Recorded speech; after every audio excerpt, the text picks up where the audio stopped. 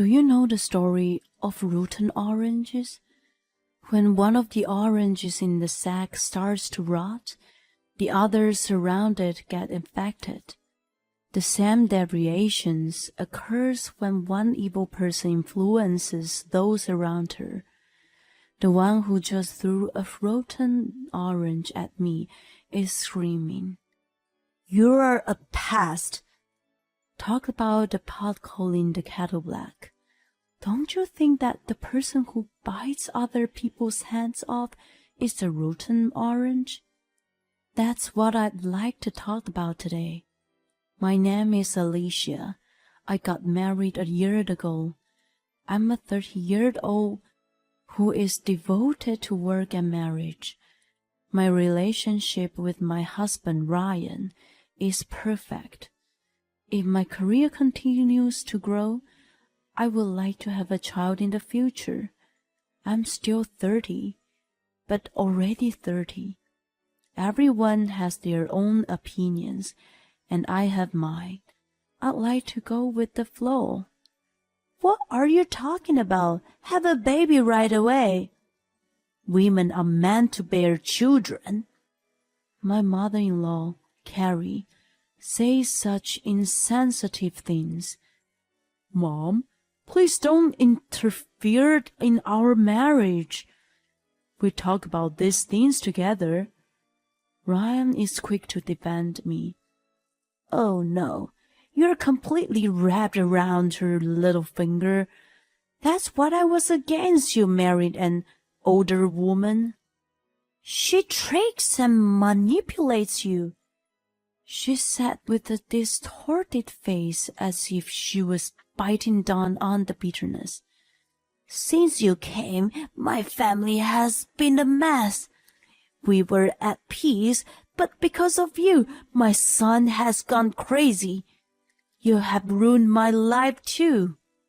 Once her blood rushes to her head, she heats up and loses control. I wish there was a switch to shut her down like a robot.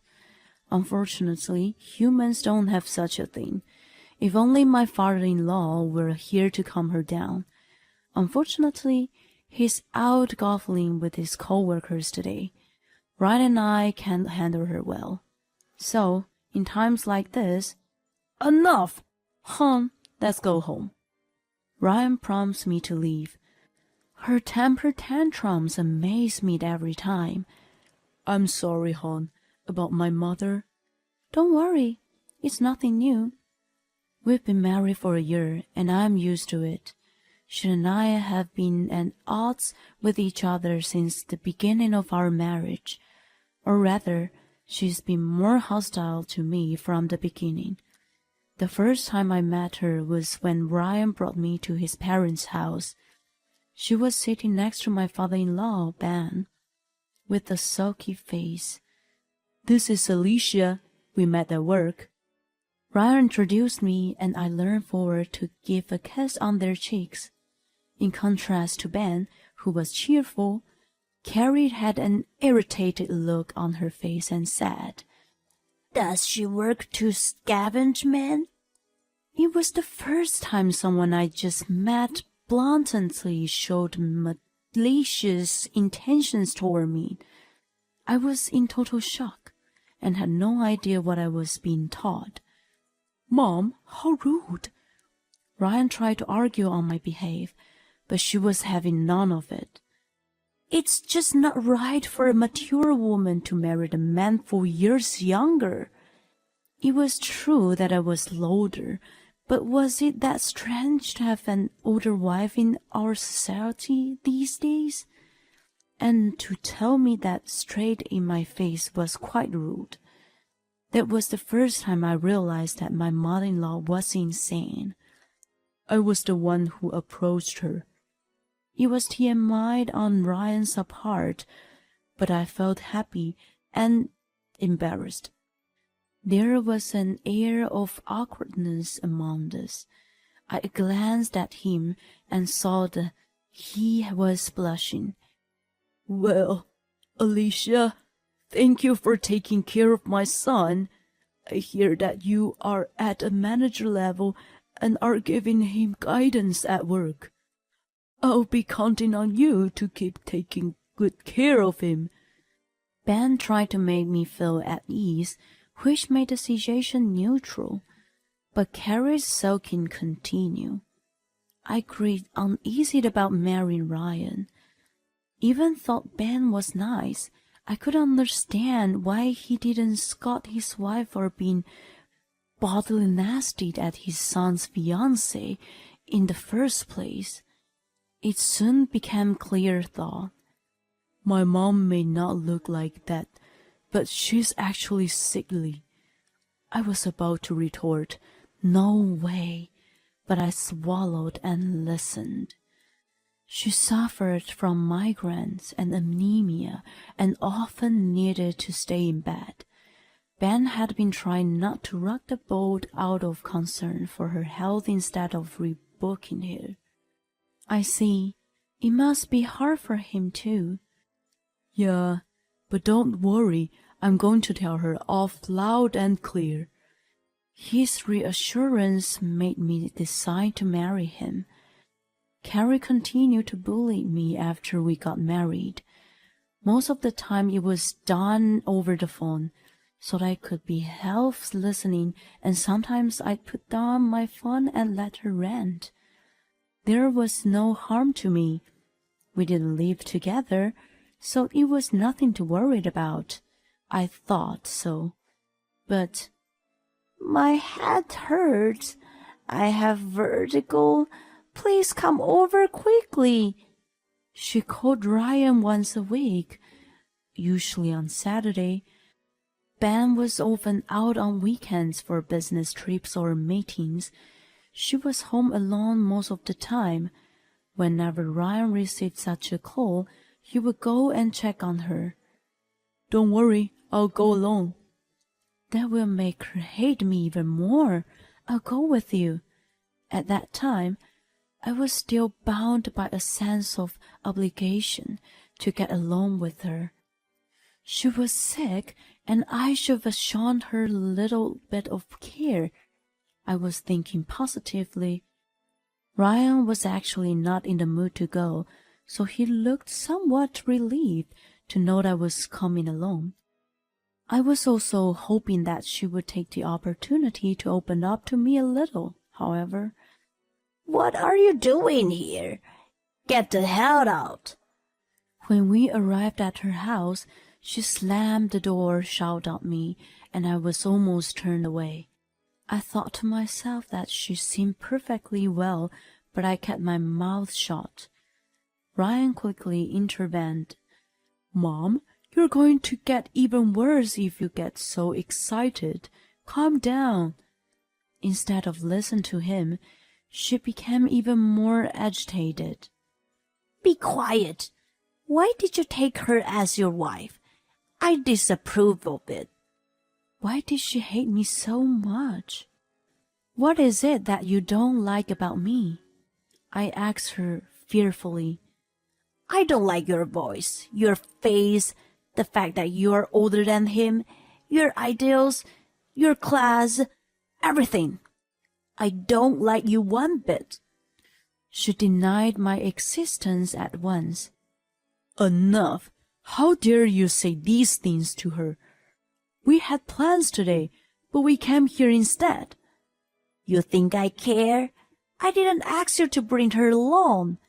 She turned away and went into her bedroom. Hon, let's just go home. But if she can move and talk that much, she must be fine. There's no need for us to be here. Ryan urged me to leave. When we were walking to the train station, Hi, it's been a long time. An elderly woman approached us. Oh, it's been a while, Alicia. This is my parents' neighbor. When he introduced me as his wife, she suddenly changed her expression. So, you're the wife? Yes, I am. She took a breath and then grimaced at me. You have to be nice to your mother-in-law. I don't care how much you don't like her. You can't talk badly about her health and ignore her. It's really heartless, don't you think? Ryan and I were both stunned, not understanding what she was talking about. If we took her words as they were, it was a false accusation. What do you mean? Who told you that? Carrie always tells me in tears that you are spiteful. I understand that you guys aren't close, but it's terrible to overdo it. It's definitely not her fault that you can't get pregnant, is it? It's your own problem. If you continue like this, you will be punished. I felt my blood boil all at once. I can't believe this. I could not say another word. Carrie had been telling the neighbors lies about me and was having fun with it. Ryan was furious too. Everything my mother told you is bullshit. Please don't believe it. He took my hand and we walked away. What did I ever do to her? Why did she make up those lies? I'm sorry. I'm ashamed to be her son. He seemed to be quite shocked at her deed and didn't say anything more than that. After that, Carrie and I ceased to interact. Ryan became the middleman for all correspondence and went to his parents' house alone. I have to at least show my face. If she's really ill, it wouldn't be so funny. He smiled sadly at me, and I had no choice but to see him off silently. Then came the holiday season. My parents had already passed away, and my sister was living alone at home. We decided to visit her after Christmas. The problem was my in-laws' house. 2 months had passed since my last visit.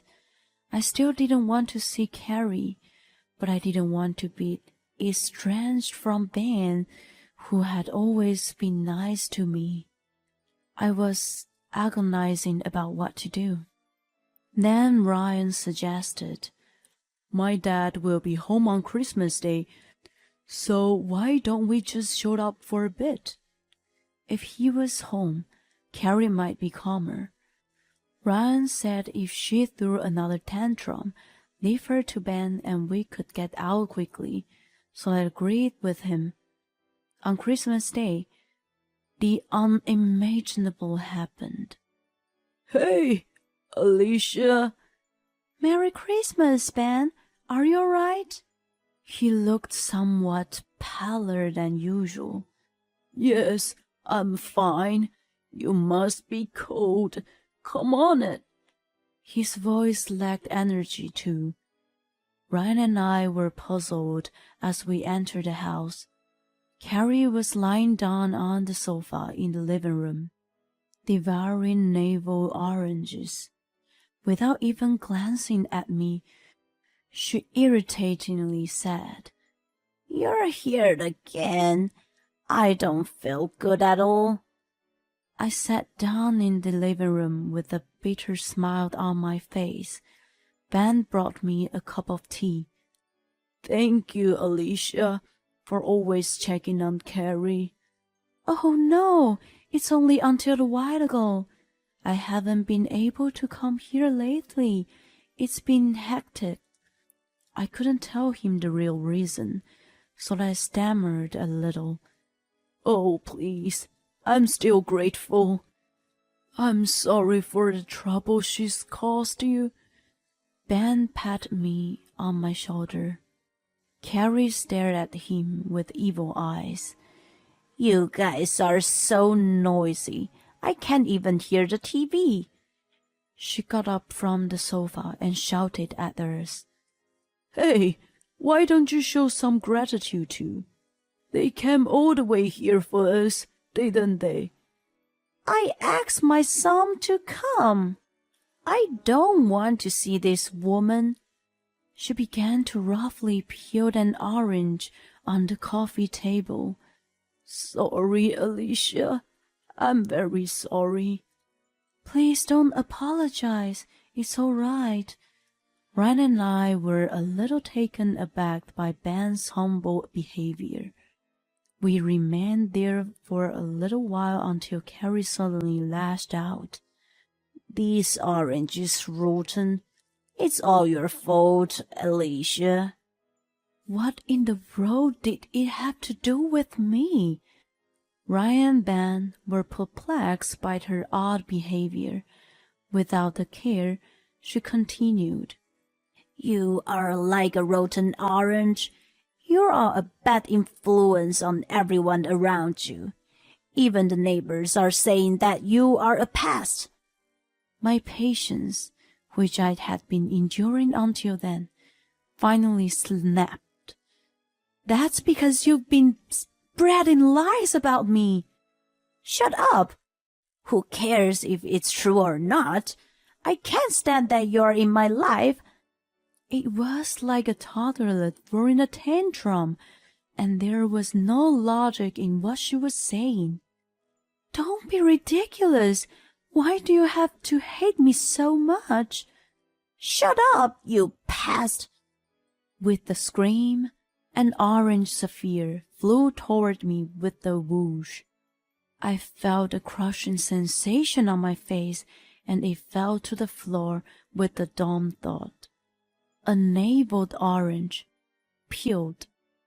"You are a rotten orange. That's what you are.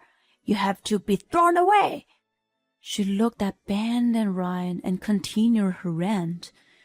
"She talks back too much. Just throw her out and be done with it.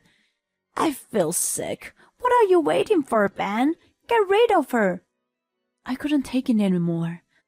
I was such a fool for trying to be good to her. I wiped the juice off the orange splattered on my face with tissues. I thought I couldn't be a member of this family. Ryan and I might have been finished. Such a sense of despair came over me. At that moment, Ben spoke up. "I see. Then I should leave you too." His voice rumbled. "Agreed. I'm determined to get my mother out of my life now too, Dad." Ryan followed quietly. "See, I told you." Carrie misunderstood for a moment that they were going to get rid of me. She seemed to recite the lies in her head and finally understood. She expected that they are going to be on her side, but it turned out to be the exact opposite. "Why did you guys say?" "I say I'm going to get rid of you. You just said throwing away the rotten oranges, didn't you?" "Ben? Honey, am I a rotten orange? No, I'm a human being." She banged on the table, venting her frustration, but there was no one on her side anymore. "I'm going to be blunt. You're the rotten orange in this room.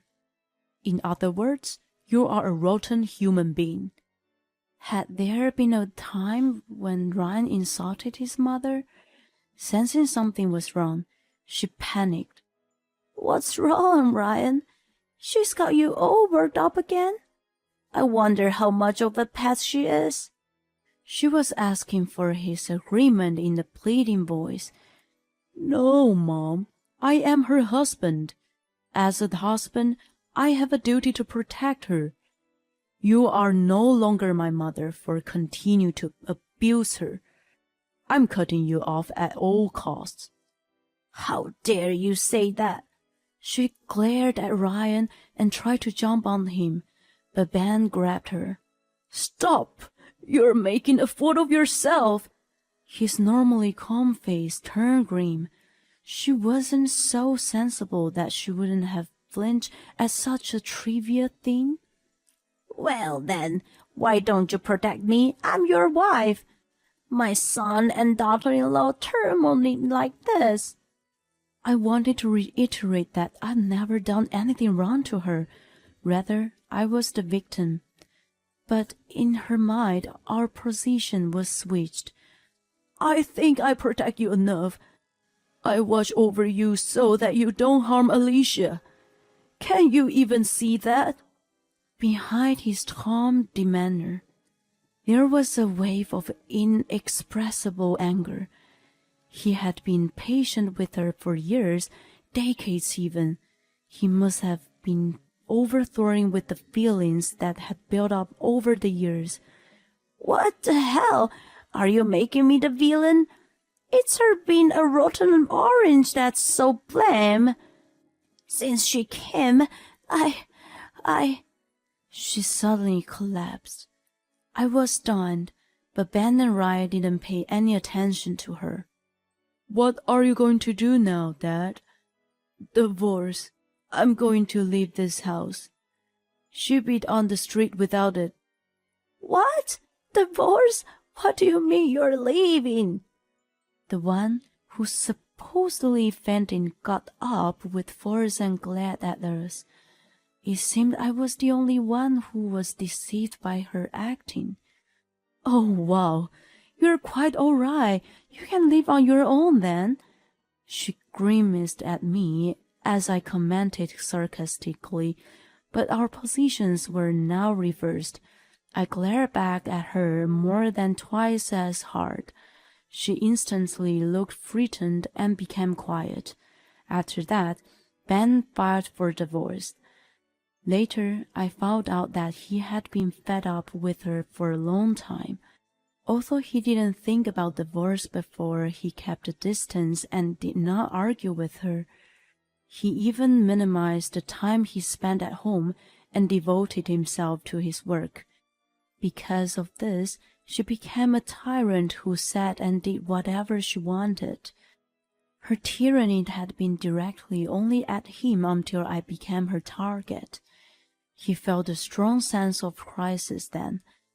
I found out on Christmas Eve that she had been spreading lies about you to the neighbors. I was disgusted to find out that she was such a horrible woman. That was why he looked pale and gloomy that day. The mystery was solved. When the divorce was on his mind, the rotten orange incident happened. That was the last straw for him to make up his mind. She's put you through a lot of pain. Apologizing won't make it go away. No worries, it's you who've had it tough over the decades. When I consoled him, his eyes became watery. I was skeptical that he was really capable of leaving his silky wife. She even lied about being sickly. It was all an act. When I heard it, I was really dumbfounded. She tried to gain his sympathy and pretending that she was seriously ill and refused to divorce him on that basis. However, a medical checkup revealed that there was no problem. There must be something wrong with me. Just find it. As she lost her position, she ranted and raved at the hospital. After the divorce, Ben turned the house over to her as part of the property division and moved out. He informed the neighbors about the divorce and cleared all the lies she made up. He put everything in order, including restoring my honor.